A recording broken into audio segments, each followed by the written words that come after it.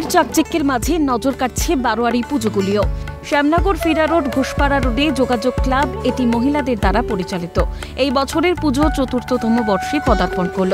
CN Lalbaba রাইসের তরফ থেকে শারদ সম্মান পেল শ্যামনগর যোগাযোগ ক্লাবের পুজো। সিএন লালবাবা রাইসের তরফ থেকে তাদের হাতে শারদ সম্মান তুলে দিচ্ছি এবং বলাই যায় যে অপূর্ব পুজো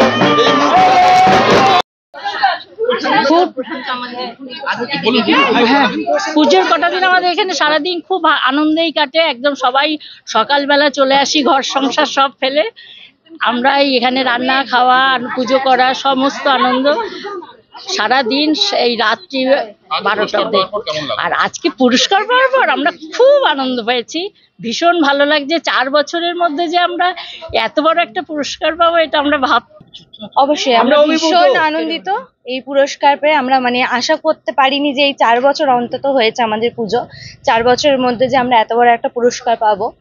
আর ইচ্ছা আছে অবশ্যই সামনের বছর বা আগামী বছরগুলি যাতে আরো বড় করে যাতে করতে পারি। পুরুষ সদস্যরা মহিলাদের উদ্বুদ্ধ করেন আরো এগিয়ে আসার জন্য, পাশে থেকে কাজ করেন কাঁধে কাঁধ মিলিয়ে।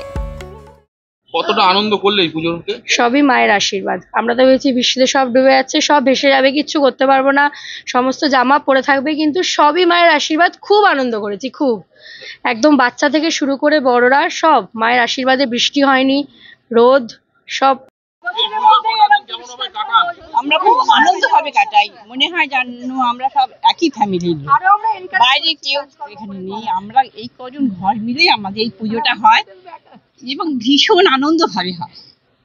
এই অঞ্চলের সমস্ত মানুষই কর্মসূত্রে বাইরে থাকেন, কিন্তু পুজোর কটা দিন এখানে কাটান। পুজো ঘিরে বিভিন্ন সাংস্কৃতিক অনুষ্ঠানে মেতে ওঠেন সদস্যরা। শান্তনু আচার্যের রিপোর্ট, ক্যালকাটা নিউজ।